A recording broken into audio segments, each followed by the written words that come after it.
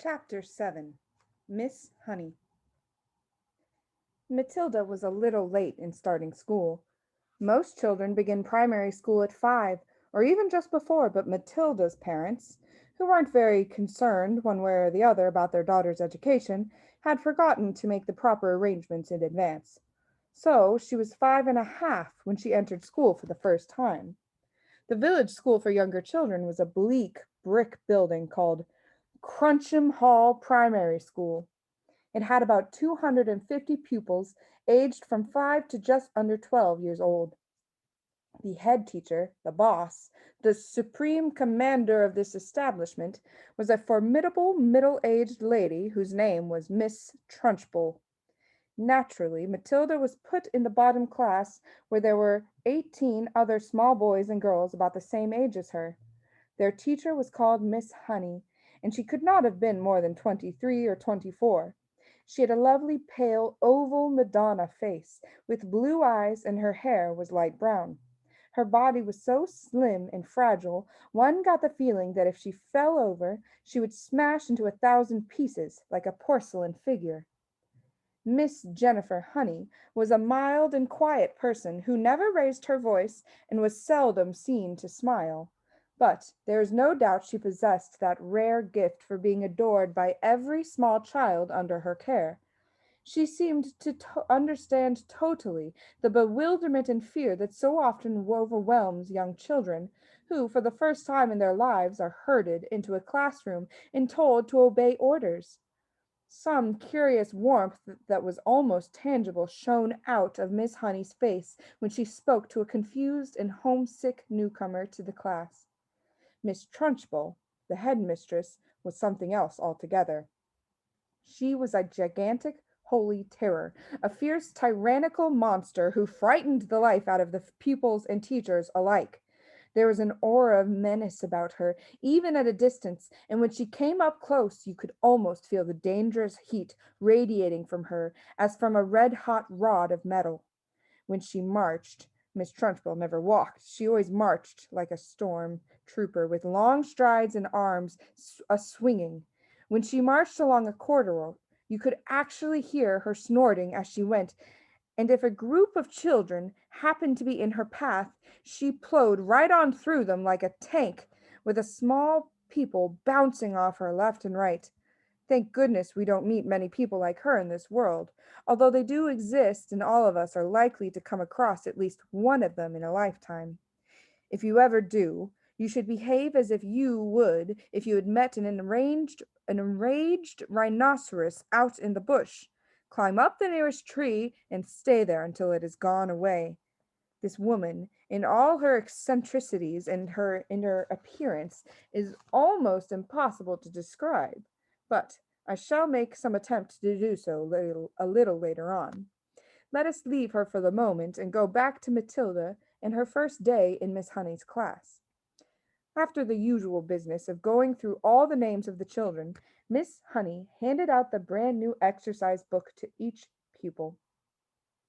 "You have all brought your pencils, I hope," she said. "Yes, Miss Honey," they chanted. "Good. Now this is the first day of school for each of you. It is the beginning of at least 11 long years of schooling that all of you are going to have to go through. And 6 of those years will be spent right here at Cruncham Hall, where, as you know, your headmistress is Miss Trunchbull. Let me, for your own good, tell you something about Miss Trunchbull. She insists upon strict discipline throughout the school, and if you take my advice, you will do your very best to behave yourselves in her presence. Never argue with her, never answer back, always do as she says. If you get on the wrong side of Miss Trunchbull, she can liquidize you like a carrot in a kitchen blender. It's nothing to laugh about, Lavender. Take that grin off your face. All of you will be wise to remember that Miss Trunchbull deals very, very severely with anyone who gets out of line in the school. Have you got the message?" "Yes, Miss Honey," chirruped 18 eager little voices. "I, myself," Miss Honey went on, "want to help you to learn as much as possible while you're in this class. That is because I know it will make it easier for you later on. For example, by the end of this week, I shall expect every one of you to know the 2 times table by heart. And in a year's time, I hope you will know all the multiplication tables up to 12. It will help you enormously if you do. Now then, do any of you happen to have learnt the 2 times table already? Matilda put up her hand.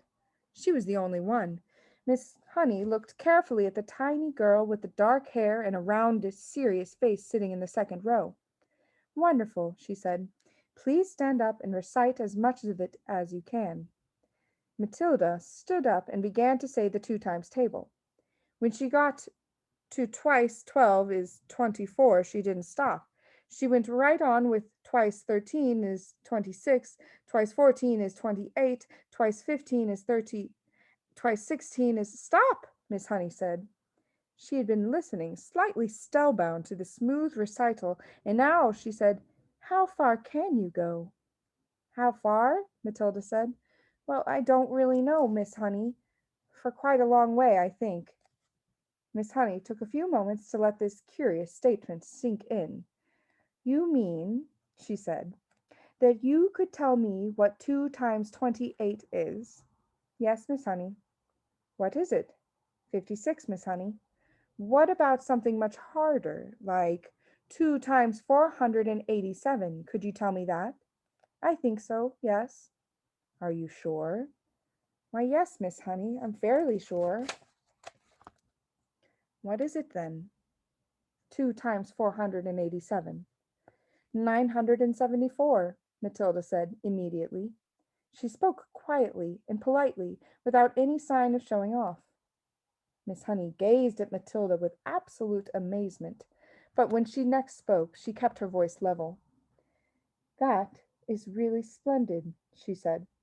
But of course, multiplying by 2 is a lot easier than some of the bigger numbers. What about the other multiplication tables? Do you know any of those? I think so, Miss Honey. I think I do. Which ones, Matilda? How far have you got? I I don't quite know, Matilda said. I don't know what you mean. What I mean is, do you, for instance, know the 3 times table? Yes, Miss Honey. And the 4 times? Yes, Miss Honey. Well, how many do you know, Matilda? Do you know all the way up to the 12 times table? Yes, Miss Honey. What are 12 sevens? 84, Matilda said. Miss Honey paused and leaned back in her chair behind the plain table that stood in the middle of the floor in front of the class. She was considerably shaken by this exchange, but took care not to show it. She had never come across a 5-year-old before, or indeed a 10-year-old who could multiply with such facility. I hope the rest of you are listening to this, she said to the class. Matilda is a very lucky girl. She has wonderful parents who have already taught her to multiply lots of numbers. Was it your mother, Matilda, who taught you? No, Miss Honey, it wasn't. You must have a great father, then. He must be a brilliant teacher. No, Miss Honey, Matilda said quietly. My father did not teach me. You mean you taught yourself? I don't quite know, Matilda said truthfully. It's just that I don't find it very difficult to multiply one number by another. Miss Honey took a deep breath and let it out slowly. She looked again at the small girl with bright eyes standing beside her desk, so sensible and solemn. You say you don't find it difficult to multiply one number by another, Miss Honey said. Could you try to explain that a little bit? Oh dear, said Matilda. I'm not really sure. Miss Honey waited. The class was silent, all listening. For instance, Miss Honey said, if I asked you to multiply 14 by 19, no, that's too difficult. It's 266, Matilda said, softly. Miss Honey stared at her. Then she picked up a pencil and quickly worked out the sum on a piece of paper. What did you say it was? She said, looking up. 266, Matilda said. Miss Honey put down her pencil and removed her spectacles and began to polish the lenses with a piece of tissue. The class remained quiet, watching her and waiting for what was coming next.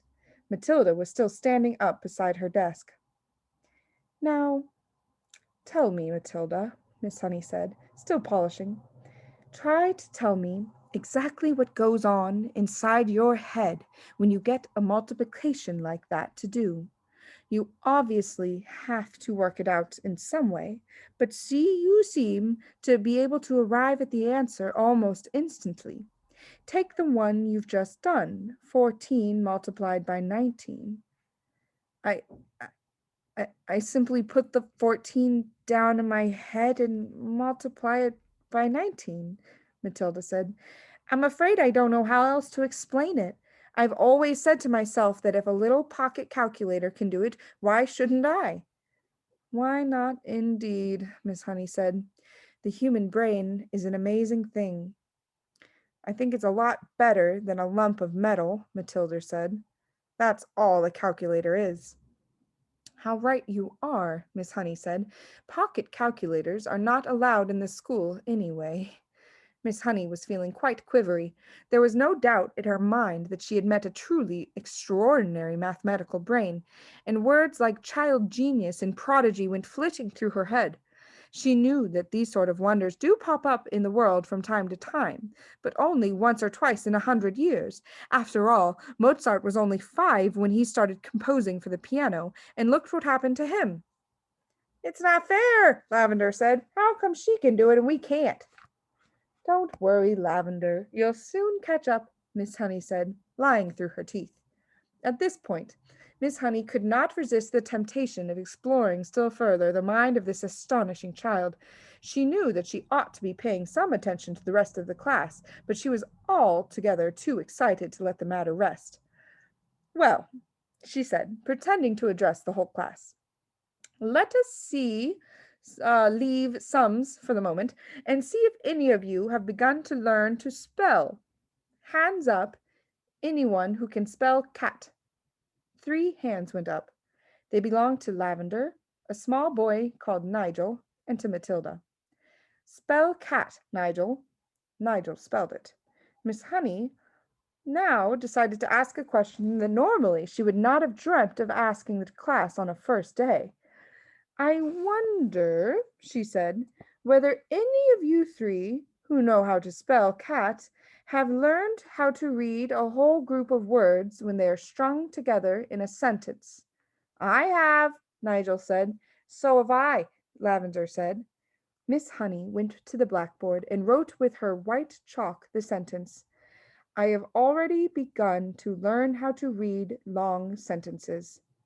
She purposely made it difficult, and she knew that there were precious few 5-year-olds who would be able to manage it.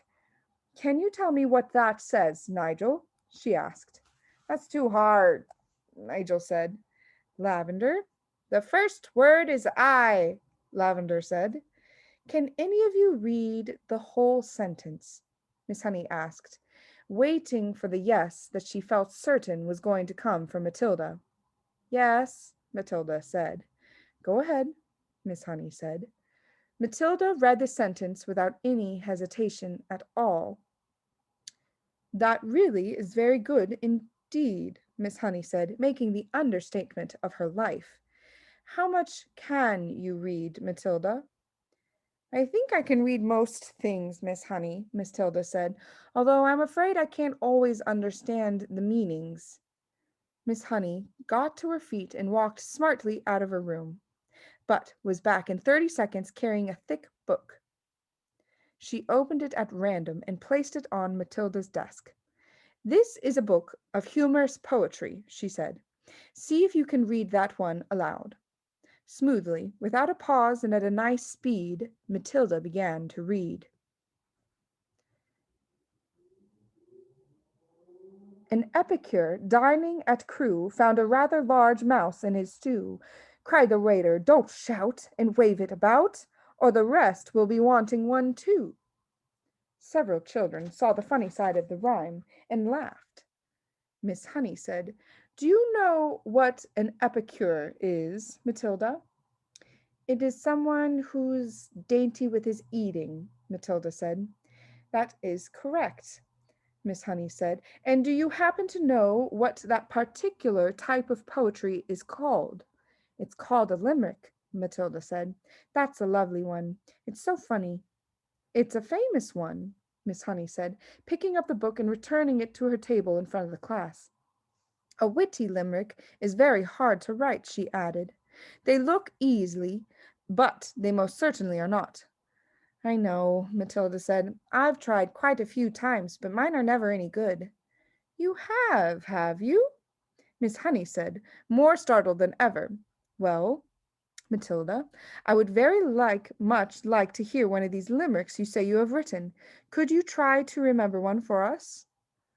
"Well," Matilda said, hesitating, "I've actually been trying to make up one about you, Miss Honey, while we've been sitting here."